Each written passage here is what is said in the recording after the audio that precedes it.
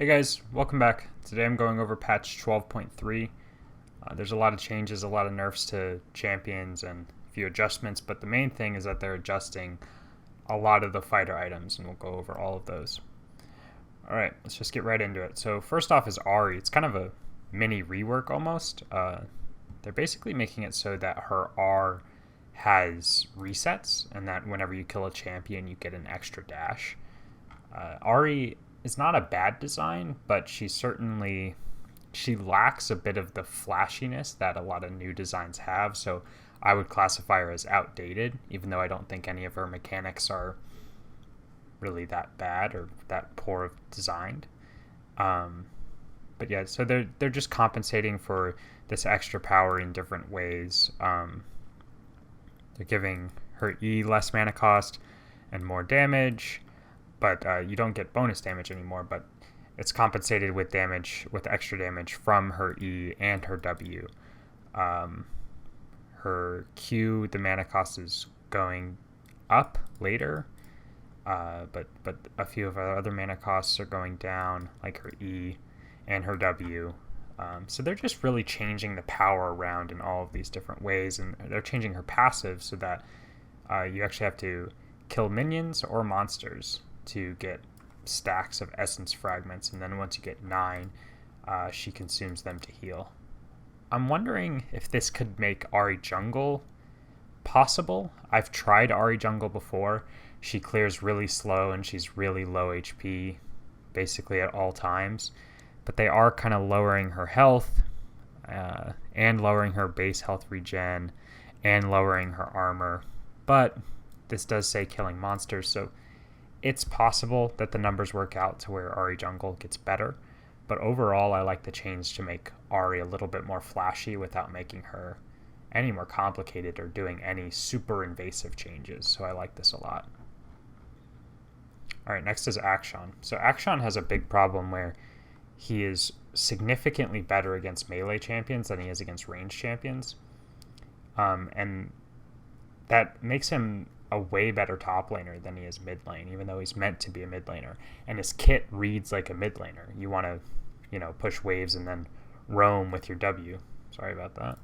With your W for invisibility and gank other lanes, but you don't really have that play pattern top lane. It's mainly just bullying all the melees that are played there. So it's hard to come up with nerfs that are specifically targeted at his power towards melees, but they did it a little bit, and I think the overlap with his power in mid lane against ranged champions is probably fine, because Akshan was a pretty powerful character to begin with, even in a vacuum. So they're nerfing his move speed that you get after you cancel your second shot from 3575 to 2075, so just early in the lane. And then the 3-stack damage is going down from 20-175 to 10-165. So later it's not that big of a difference, but early it's at least level 1, it's half of the damage you were dealing before. And these are the two things that you could consistently use to bully melee characters, because you can auto them way more, you can consistently get your 3-point passive off on them even in small trades, where against ranged champions you might only get in one auto attack or maybe no auto attacks. You're just not trading in the same way. So I think they targeted Akshan really well. Alright, next is Amumu. So they're lowering his armor in general. This is just an independent nerf other than his E change, which is a bit surprising. I think Amumu is statistically good, but I don't think he's all that great. I think people mainly just pick him when he's good in the games, and his win rate gets a little bit inflated that way. But also, he's very strong against Zeri. His interaction with his E against Zeri makes it so that Zeri deals practically no damage to him with her auto attacks, or her Q, same thing, right? But they're capping the maximum passive damage reduction per instance of physical damage from 100%, which is all of the damage, to 50. I like soft counters in the game and even moderate counters, but a hard counter where one champion literally can't deal damage to another one. Like Zeri could technically deal a small amount of damage if you are, and attack Amumu, but that just doesn't feel good. Even with this change, Amumu's still going to be very good against Zeri, and that's where you want it. You want it to still be very good against the thing it's trying to counter, but not completely negate it and remove all of its impact from the game. All right, so Brand. They're calling these quality of life changes, but I think at least one of them is a pretty big buff. So they're making so the mana refund of his passive triggers when you last hit minions that aren't already ablaze. So basically, Brand gets mana back when targets die when they're on fire, but if you last hit them with your abilities, you don't get mana back. So I think this is a pretty big buff for mid lane or maybe top lane Brand if that's a thing, but clearing waves and not getting mana back before is kind of a weird interaction. And I don't think a lot of people knew about it. And it says quality of life, but I could see Brand's mid lane win rate going up a lot and people playing it more over time. I don't think it's going to be a super fast transition. And it might not be that big of a change at all. But also his R is going to prioritize bouncing to nearby enemies before bouncing back to Brand at full range. This is just going to look better for one, and it's going to spread the damage more evenly among the enemies instead of just like bouncing to one and then back to Brand and then back to that guy. All right, so Caitlyn. Their reasoning for nerfing Caitlyn is that she's saying a lot of play and pro play. Caitlyn's win rate's like 49.5 or 50%. It's probably a bit deflated given that her popularity has risen a lot in the past couple patches, but she's a moderately difficult champion to play, so maybe people that are picking her up aren't the best at her, and it's hard to play around Caitlyn in a solo queue environment. You need a lot of attention from your jungler, and you need to get to objectives like super early to set up traps. But they're nerfing her kind of scaling so that she doesn't scale, pretty much just as well as a lot of other AD carries. And they're nerfing her wave control, as they've called it. So her base AD growth is going down by 0.4 from 3.8 to 3.4. And then her attack damage is going from 62 to 126 to 62 to 119. So just a small scaling nerf on her AD, both her attack damage and her attack damage growth, which is kind of the same thing. I don't know why it's classified differently. Anyways, her Q is also getting nerfed from 60 to 50% on secondary enemies. So you're just going to be able to clear waves worse. If you fall behind, that's going to be worse for you. I think I would guess that even at 1.5 items or 2 items, she's still going to be able to one-shot the wave, at least the backline minions. But you'll have to see. Fixed a bug where Caitlyn's ult would incorrectly get a cooldown refund if she was feared during its cast. Interesting. That doesn't matter. Anyways, Corky. So Corky's seeing a lot of play and pro play, mainly given that everybody's playing scaling and not super aggressive champions mid lane. So Corky just gets a free lane almost every game, which is obviously really good for him. He also gets Herald is really important, and he gets his first package right when Herald spawns, so they're changing that. They're increasing his first package arriving from 8 minutes to 10 minutes, which is 2 minutes after Herald spawns, which is a big deal, and then package restock from 4 minutes to 5 minutes, meaning that it's going to be pretty inconsistent to have it every single dragon, because if the enemy team just starts the dragon right away, you won't have your package. I like this change. It doesn't seem like Corky should be good in pro. That seems like something that should be exploitable. Arguably, his package should be exploitable by the team playing Corky, but it just seems so consistent that you could get it with Herald. And I think with Herald being as important as it is in pro play, him getting it every time at 8 minutes was a bit too much. Maybe if there were more aggressive champions being played mid lane, you would see less Corky. But that's just not where the game is right now, so I think this nerf is fine. I don't think it should affect solo queue that much. It might affect him once maybe 2 dragons are gone, because once 2 dragons are gone, people are usually trying to fight for drag as it spawns, and Corky might not have his package then. But mostly, I think it's fine for solo queue. A nerf like this can actually end up increasing this champion's win rate. So one weird thing about Corky is that about 4 patches ago, he had a play rate of about 2% and a win rate of 52%.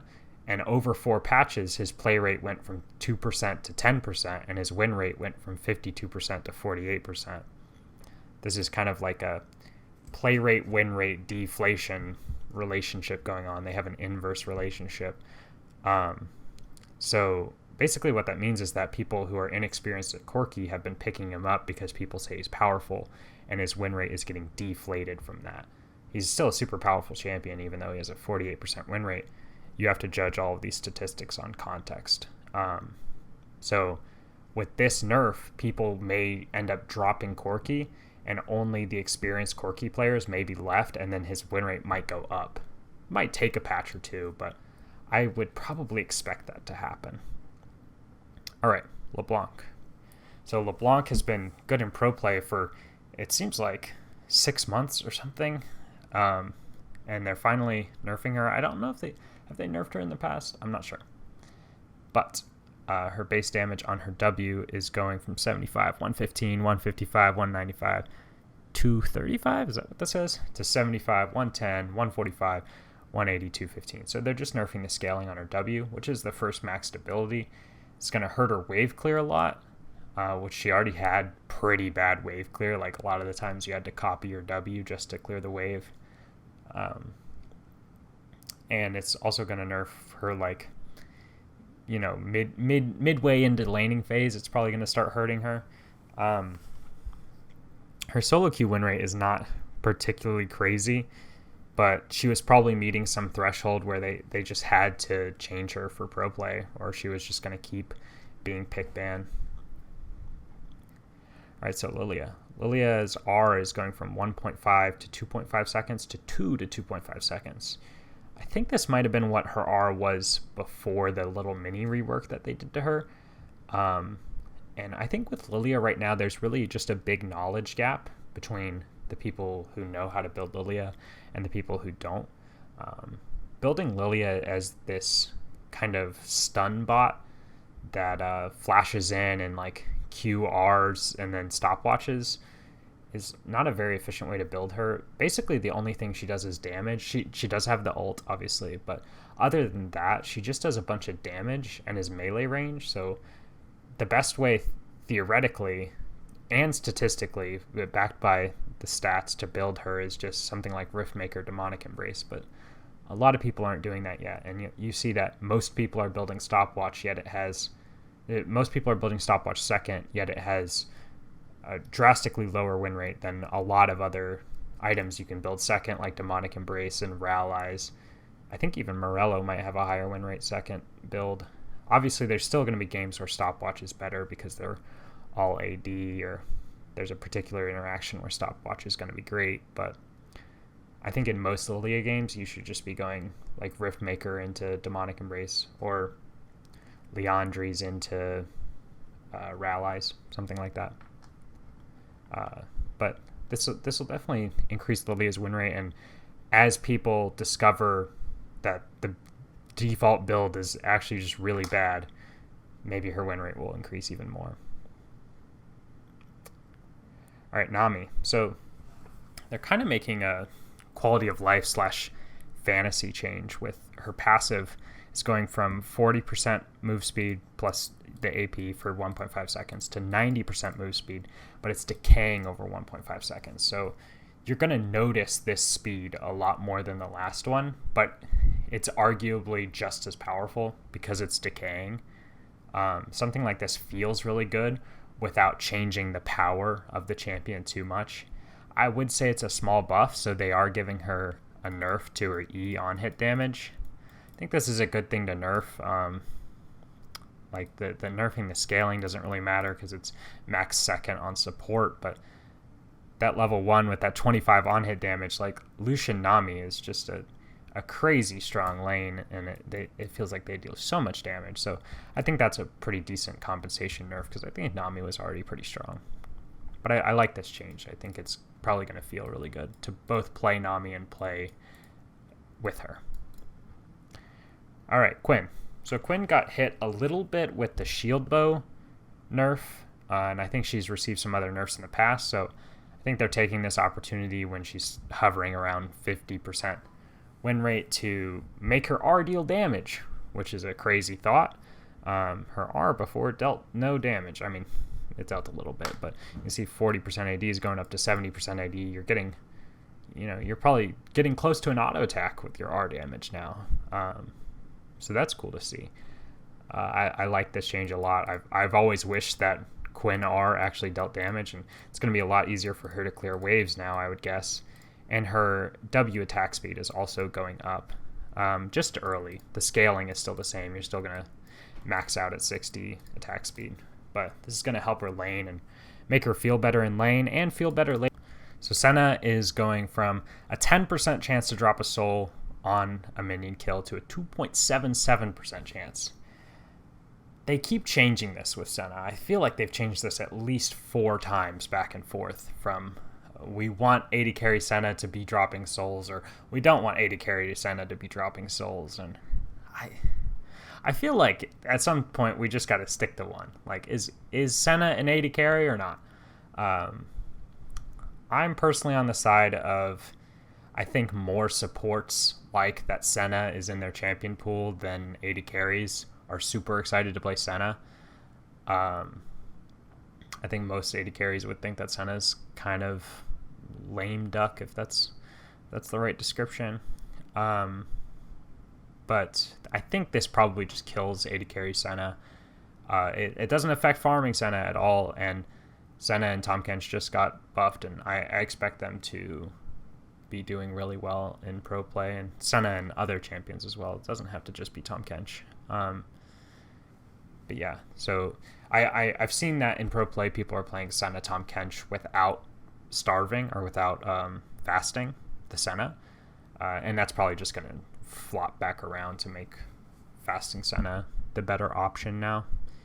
I really just wish that they would stick with one, but Senna was very, very strong as an AD carry this last patch with that slow that they added. Kind of ridiculously powerful. I would assume that her support power is still going to be insanely strong, at least for a while. They might eventually have to nerf that a little bit. All right, Twisted Fate. So Twisted Fates has been nearly 100% pick ban, I think, in every region for pro play. There's a good reason. I mean, he's good into almost every lane, and he has global control, consistent stun. He has everything you want. I mean, Twisted Fate is like one of the marquee pro play champions. So they're nerfing his magic damage. Well, they're nerfing his base magic damage on his Q wildcard, but increasing the AP ratio. And basically, at max rank, you're going to have like 400 AP, I think is, or is it 200? No, it's 400. You're going to have 400 AP to make up for this. And Twisted Fate right now is not building a lot of AP, so you're going to have to change the build a lot to make up for this magic damage, which is kind of what they say they want people to do. I think maybe they're trying to get people away from like rapid fire cannon. But his bonus attack speed is also going down early from 20 to 10% at level 1. This is a lot of what gives Twisted Fate kind of good laning, is that he can control the wave so well just with his auto attacks, and that's going down a lot. And his wave clear with his utility build is going down a lot. You might see a new Twisted Fate build with, I don't know, Proto Belt or Rocket Belt and some other AP stuff like Lichbane, but I would assume that Twisted Fate is just not picked as much, only picked into champions that click stuns are really good against or something like that.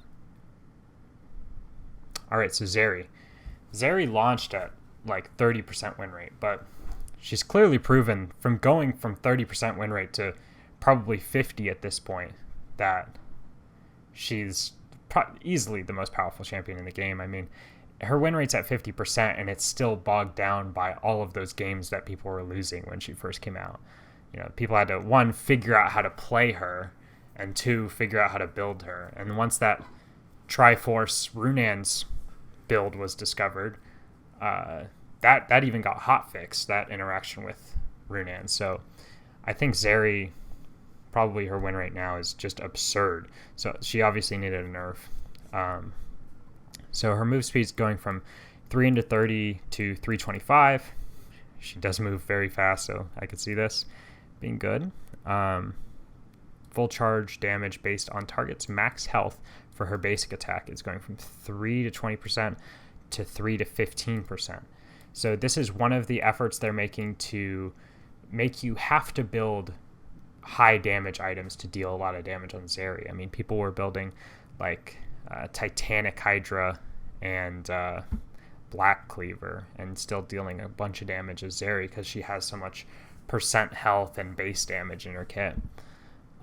Then her R Chain Lightning damage is going down from 10, 20, 30 to 10, 15, 20. But they're making her Chain Lightning being able to crit. I mean, her crit build is way weaker than her Triforce build. So I think this makes sense, kind of incentivizing that high damage, glass cannon playstyle with that crit build. And then they fixed a few bugs. All right, items. So this is all about the big fighter changes. So their main goals are to separate bruisers, like heavy bruisers, juggernauts, from light fighters like Fiora and Irelia, and they classify Xin Zhao as a light fighter, and kind of make them build different items. I don't know how well they're accomplishing that with the changes they've listed.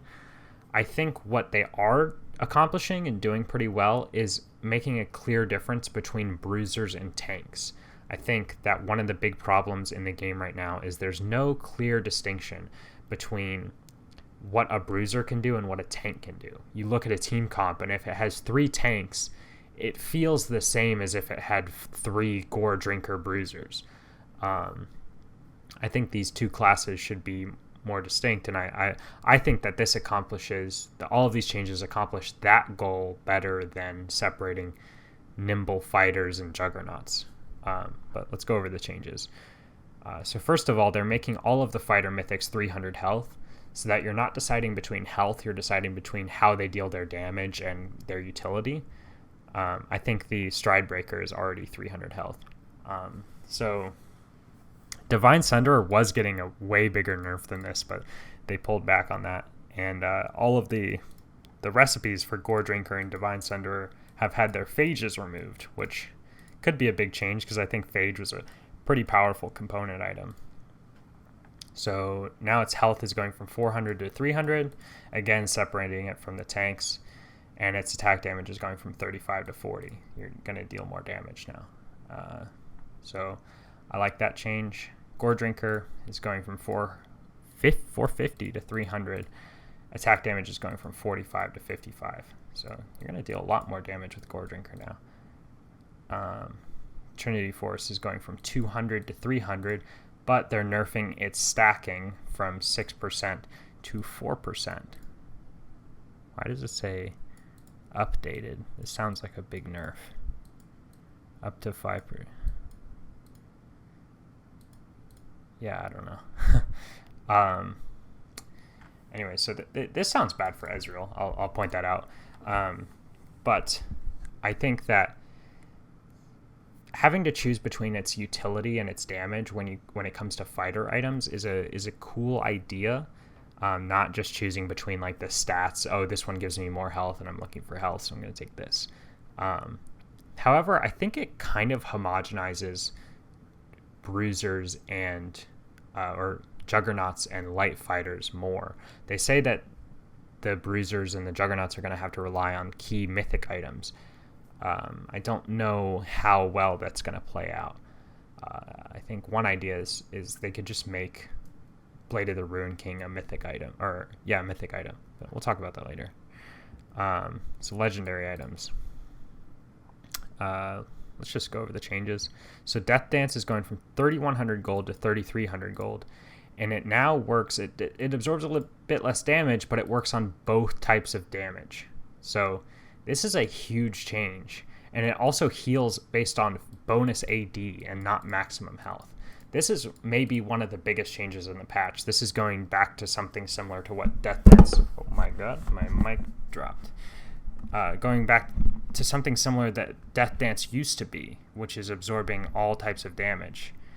It still has armor, so I could see a lot of builds being for light fighters or for AD-centric champions being more, you choose your mythic item and then you go like Merc Tread's Death Dance. That sounds like a really powerful core because this item seems insanely strong to me.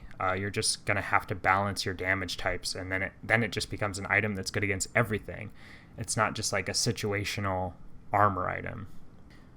So this healing off of bonus AD completely changes how you want to build your champion instead of off of maximum health. Death Dance was always a little weird because a lot of the items play off of maximum health, but Death Dance wants you to... It doesn't have any health in its build. But now it really wants you to build into AD, and Death Dance does have a lot of AD. So when you're building Death Dance, you want to build into a bunch of AD and not, super health-based items. All right, so Sterex. Sterex is getting its attack damage removed, but you gain 40% of your base AD as bonus AD. So it's probably, on most champions, it's going to be roughly the same amount of AD, I would say, especially at higher levels. All right, Bloodlust passive. So you're not going to heal anymore based off of the people that you're dealing damage to and taking damage from. So they've simplified its lifeline passive so that if you take damage, you're just going to get your shield if you drop below a certain maximum health. It's not based off of how many people you're dealing damage to or taking damage from. This change makes this item a much better side lane item than it was before. Maybe it's going to be significantly better on something like Camille that wants to side lane a lot, because when you were side laning with Sterex Gauge, you would get a way smaller shield if only 2 people came to stop you. This item seems like it's really playing into bonus health now. I think it was playing into bonus health a decent amount before then. You really wanted to build a bunch of health items after Sterex Gauge. But I think the main change here is that it's way better side lane, which is kind of strange because I would think that side laners would be more of the nimble fighters like Fiora and Irelia and stuff, but it doesn't really seem like it's going in that nimble fighter direction given how much it scales with bonus health. So it's just a weird direction for the item. I think it's a good one. I didn't like that it really didn't work too well in side lane. But we'll see. I think this item might end up getting changed a little bit. All right, so Maw. Maw is getting a massive buff. I mean, this item is becoming very real. It's attack damage going from 50 to 55, ability haste going from 15 to 20, and now your shield is based off of AD, finally. This thing maxed off of health for the longest time, and it didn't really make any sense. But now when your lifeline shield activates, you're actually going to get 12% Omnivamp until end of combat.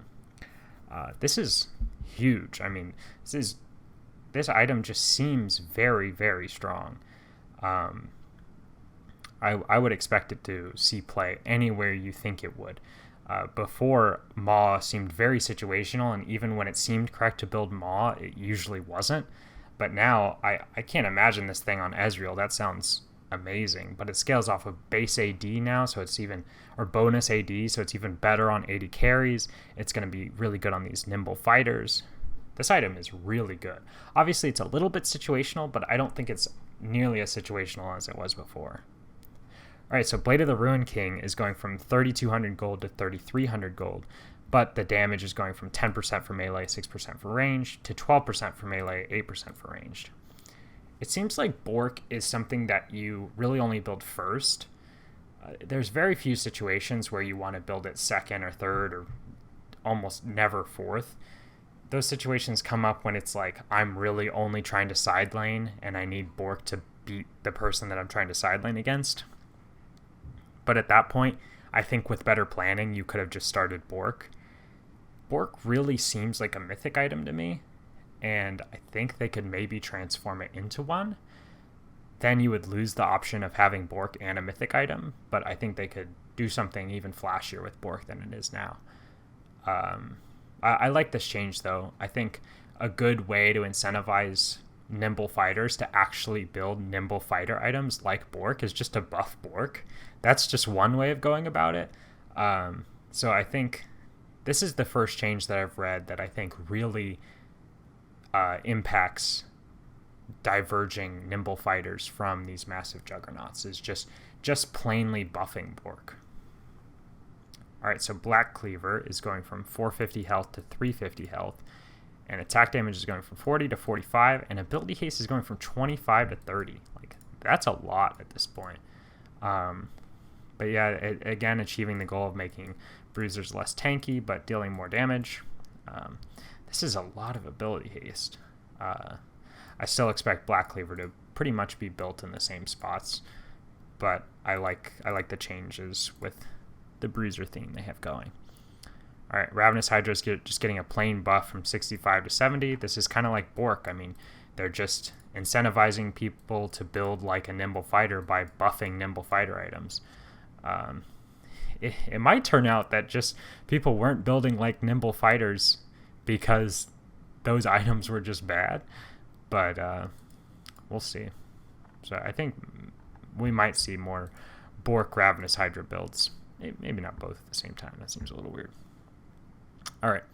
Hearthbound Axe is also getting adjusted because a lot of the other build paths and stuff are getting adjusted, so it needed to do that. And Hex Drinker is matching its maw, going up by 5 AD. All right, Turbo Chem Tank is changing to basically so it stacks off of taking damage instead of dealing damage. This is supposed to be a tank item, and I think it didn't really make sense that you could just like build it on super aggressive champions and then build into all AD. It should reward you for tanking, and now it does. I like this change a lot. They're making Hextech gates like make you travel through the gates, which is kind of cool. I can't wait to see this Kennen thing, where like you travel along with Kennen R. That sounds pretty weird, but I like it. And the Kaisa nerf, or the Kaisa bug, is still not fixed, so I don't know when they're gonna do that. All right, Vel'Koz, the VFX update. That's pretty cool. And then some upcoming skins. All right, so that's all the changes. I expect there to be a pretty big fallout for this patch with bruisers and fighters, and there's going to be a lot of impact. They are definitely going to have to change some stuff next patch based on all of the ripple effects. But overall, a pretty big patch. I like to see a lot of these changes. I'll see you again next time.